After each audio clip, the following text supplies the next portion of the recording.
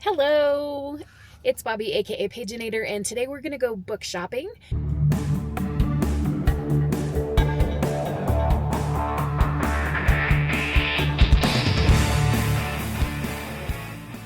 I wanted to start this in my driveway like I usually do for a book expedition, but there was a tree, eating machine, wood chipper thing parked right outside my house. The town workers were doing some stuff on the road in front of where I live. So anyway, I'm here at a park and ride just a little ways from my house, and it's a very bright sunshine. But we're going to be heading to Park City, Utah, to the Barnes & Noble there. It's not the biggest Barnes & Noble, but it's the closest one to me, and I just really, really, really want to be in an actual bookstore to do some shopping. But to make this a little bit more fun, I'm also going to be adding some shopping prompts. My students came up with some interesting ones for me, and I've plugged them into a random wheel spinner thing on my phone. So I will be doing some shopping prompts for some of the books that I'll be getting. And at this point, I'm not entirely sure how many books I'll be buying. I'm thinking maybe 3, maybe 5. I don't know. We'll see what happens when we get there and what I see if I can find. I do have 1 or 2 books that are a little bit on my radar, but I'm not going to jinx myself by saying what they are right now. So I guess we'll just see you there. And yeah, I'm going to listen to an audiobook on my way, and I'll come back to you when I'm at the store. Hey there, I'm in Park City now. I'm right outside Barnes & Noble, and we're going to go in. But before I do, I'm going to spin the prompt wheel on my phone and get the first prompt. Can I find my phone while I hold the camera at the same time? All right, I've got my spinner wheel right here, and we're going to spin.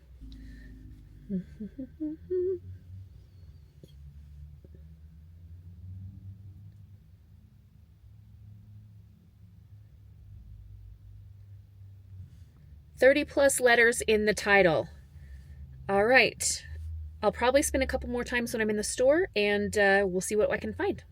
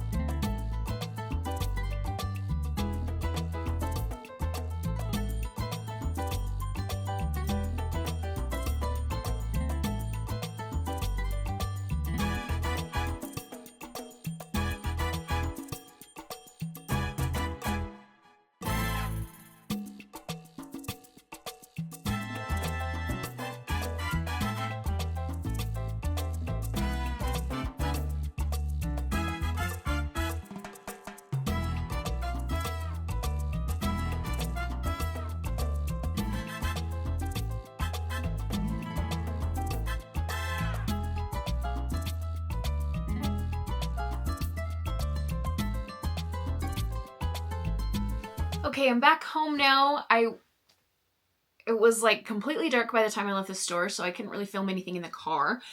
But we're going to show what I got. And we'll start with the first prompt, which was 30 or more letters in the title. Now, I tried. I really tried. I couldn't find any that had 30 or more letters that I had any interest in, and I wasn't just going to go buy a book that had 30 letters in the title that I didn't want to read. So in the young adult section, which is where all of the books that I got came from, I found this one. So we have this book, which is Song of Silver, Flame Like Night. Now, if we count the letters, we've got 4, 5, 26. 26 letters. If we count the spaces between words as characters, then we could get to 30, but it was the closest thing I could get of something that I wanted. Here's what this book is about. Lan spends her nights as a song girl in Hakgong, a city transformed by the Atlantean colonizers. Her days are consumed by the search for knowledge about the strange mark, an untranslatable hidden character burned into her arm by her mother in her last act before she died. Zen is a practitioner, one of the fabled magicians of the Last Kingdom. He's never seen anything like Lan's mark, but he knows that if there are answers, they lie deep in the pine forests and misty mountains of the Last Kingdom, with an order of practicing masters planning to overthrow the Atlantean regime. Yet both Lan and Zen are hiding secrets that are buried deep within them, secrets that even they have to still unearth. Both hold the power to liberate their land, even if they don't destroy it first. Now the battle for the Last Kingdom begins. So this is inspired by ancient Chinese mythology and folklore. So it's right up my alley. It sounds like it'll be interesting. Okay, prompt number 2 was school colors. So I needed a book with purple and white on the cover. So I really wanted to get this book by Neil Shusterman, and there is purple on it and there's white on the letters. I also picked up this book, but that was actually for the third prompt, so we're counting this as purple and white. So Neil Shusterman, a new book from him, and here is what it says. Survive a deadly virus and find total happiness. Is it worth the risk? Is it worth the cure? The Crown Royal virus kills 1 out of every 25 people who contract it, but those who survive experience a long-term effect no one has ever seen before: utter contentment. Stress, depression, greed, all negative feelings are gone. More and more people begin to revel in the mass unburdening, but not everyone. People in power note that without anger or jealousy as motivators, productivity surely will grind to a halt, and the world will be thrown into chaos. The race to find a vaccine begins while a growing movement of recoveries plans ways to spread the virus as fast as it can. Both sides claim they're saving the world. 3 teens from very different backgrounds who've had their lives upended in very different ways find themselves at the center of a power play that could change humanity forever. That sounds interesting. I remember during COVID, I was doing some research for one of my grad school classes, and I learned about like the toxicity of pressure to be happy all the time. So I'm interested to see how Shusterman deals with this. The bookstore stuck a free bookmark in here, and it doesn't look, it's like book merch. It has an author's signature on the back, which is cool, but the illustrations on the front are probably not okay for my students to see. But I'll show you guys. We have some like spicy times, it looks like. Of Prophecies and Pomegranates, T.C. Craven. I did see that book as I was walking through the romance section, but it didn't look appealing to me. It probably is fantastic. I don't know. There was something else they stuck into one of the books. I'll find it later. So for the third prompt, we got monsters, and I went for this book, Bitten. This is by Jordan Stephanie Gray. It's really pretty. It is blurred by Stephanie Garber, and it was in the young adult section, but I'm a little bit wary of whether or not it'll be appropriate for school. But anyway, let's see what the blurb says. Legacies will rise, kingdoms will unite, greatness beckons. After a vicious werewolf attack on the night of her 17th birthday party, Vanessa Hart loses everything she loves in a split second. Her best friend, her father, and even her home. Bitten and imprisoned without explanation, Vanessa endures an agonizing transformation into the very beast that maimed her, and her captors make it clear that she cannot escape. She will either swear her life to the Wolf Queen's court or she will die. With no other choice, Vanessa joins the court in the enchanted castle Severi, where flowering vines grow through walls, gifts are bestowed by the stars, and a claw can break through skin as easily as it can silk. But she hasn't forgotten what they stole from her. Vanessa still seeks vengeance, scheming in the shadows even as she finds herself mesmerized by the golden prince, Sinclair Severi, who threatens to steal her heart, though he is promised to her nemesis. Vanessa is also threatened by Sinclair's brooding, disgraced cousin Calix, whose smoldering gaze hides dangerous secrets. Immersed in the magic of their whimsical yet cruel society, Vanessa soon learns not all is as it seems. The court is at war, and Vanessa may be a pawn in its lethal game. So, this is a fancy book, so we're going to take a look at this. So without the dust jacket, it looks like this. And then we have pretty end papers and pretty sprayed edges. Are the end papers at the back different? No, they're the same. So have I been seduced by a pretty book? Maybe. I don't know. It sounds like it'll be interesting. Time will tell whether it's okay or not for me to share with the kiddos. So, 3 prompts, 3 books. I didn't spin the wheel anymore, but did I keep shopping? Of course I did. So, I have 4 other books. I was having fun shopping, and I don't hardly ever get to go to a real bookstore, so, I had to get this. This was the number 1 book on my list. It is Holly by Adeline Grace. And it is a belladonna. It says novella, but I mean, look at this. Does that look like a novella to you? I don't think so. We have cute end papers here. Is there anything on the cover? Oh, yes. We've got a whole bunch of holly printed on the cover. It said that the holly sprig has long been used to ward off evil spirits. So this is a Christmas story set in the world of the Belladonna series, and it is about Blythe. I don't think I should read this to you. I started to read it out loud and then realized it has spoilers for things that happened earlier. But if you like the look of this cover, give it a little goog. It's Belladonna by Adeline Grace, and there's Belladonna and Foxglove and what's the Wisteria. And it's fantasy with a whole lot of poison in it. And it's really good. I think it would technically be called romantasy, but I don't know. Here's another item that the bookstore gave me. This is a set of stickers inspired by the Powerless trilogy by Lauren Roberts. I was supposed to read Powerless in the month of October, and I didn't ever get around to it, but I definitely want to read it, and I've heard amazing things about the whole series. Up next, we have The Last Tiger. This is by Julia Rio and Brad Rio, and it has tiger shapeshifters, I think. There are stenciled edges. We'll take a look at those. And here's what the synopsis tells us.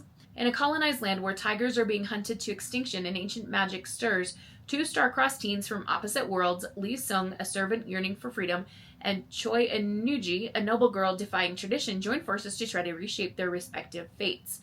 But their relationship evolves from begrudging accomplices to bitter adversaries as they soon find themselves on opposite sides of a battle over the last tiger, a symbol of their people's lost freedom and the key to the liberation of their country. As the ties between Sung and Eunji, I'm sorry, I'm saying those names wrong, are complicated by their conflicting loyalties, tensions rise, especially when a charming princeling of the empire begins to rival for Eunji's affection. In this tale of forbidden romance, antagonists turned allies, oppression and liberation, neither Sung nor Eunji can abandon their mission or each other. And as they embark on separate quests to find the elusive creature, each must also find the power within themselves to make their own destiny. Okay, so this is based on true stories, or inspired by true stories, from the author's grandparents' lives during a time in Korean history. Interesting. So at the beginning I said maybe I thought there were tiger shifters. No, just tigers, but still. cool. Plus, it has Korean inspiration, which is very awesome. So it sounds cool. Plus, it's inspired by Korean stories and things, which I think is super cool. I learned a little bit about Korean culture this summer when I was binge watching Korean Englishmen videos. So I know very small amounts, mostly about Korean food, but I'm very intrigued by that country. All right, second to last book. I had the 5 that I've showed you, and I was ready to check out, and then I thought, oh, I should swing by the new and notable section and see what's there. They had A Theory of Dreaming, which is a sequel to A Study in Drowning, which I absolutely loved. I know not everybody in the world did, but I loved it. So I'm very excited about this. In the first book, we have a young lady who's like mysteriously brought to this strange manor house, and the whole thing floods, and like you feel like you're drowning as you're reading the book because there's just water everywhere. And there's a lot of things that I can't tell you because this is a sequel, and you just, yeah. But so you start with A Study in Drowning, and then here we go.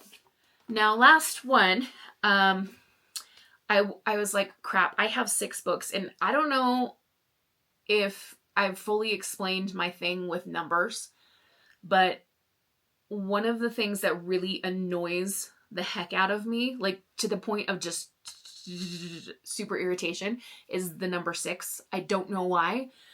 I just hate it. And I had 6 books in my hands, and I'm like, this isn't going to work for me, but I want all 6 of these, so I guess I have to have one more to make it an odd number. I know I'm weird. We already know this, right? But what I ended up finding was what looks to be a cute YA romance. This is called Heart Check. And as you can see, there is a hockey player there. I was a little bit concerned because the player, it has a blue jersey and an eagle. And the rival of the school that I teach at is a team that's blue and has eagles. But I can overlook that for now if the book's good. So it's by Emily Charlotte, and our synopsis says, what will it take to break the ice? Luke Dawson and Harper Braden could have been friends. They trade shifts at the same diner, share classes at school, and are driven by their greatest passions, hockey for Dawson and jewelry making for Harper. Now, I have a niece named Harper who loves jewelry making. She's not in high school, but she will be soon. But some things aren't meant to be. Harper thinks that Dawson is a self-centered jock, a perfect fit for a hockey team that seems to absorb all the budget and attention at their sports-obsessed high school. Dawson thinks that Harper is stuck up, too good for anything resembling school spirit. When his beloved hockey coach gets fired for misallocation of funds, Dawson is terrified that his plans for impressing scouts are vanishing before his eyes. A rumor goes around that Harper was the one who got coach fired, and suddenly she's public enemy number 1. No one wants to associate with her, much less buy her friendship bracelets. But even with their mutual dislike at an all-time high, Harper and Dawson can't escape splitting shifts forever. Can forced proximity help them find some common ground, or will long-held grudges finally succeed in bringing each other down? And I also am going to show you their cute sprayed edges on this book. Hockey sticks. So that sounds like a fun one as well. So that's going to be it for this video. Thank you so much for joining me, and let me know in the comments below if you've read any of these books, but please no spoilers. And we'll see you in the next one. Have a wonderful, magical, and bookish day. Happy reading, crafting, or journaling. Adios.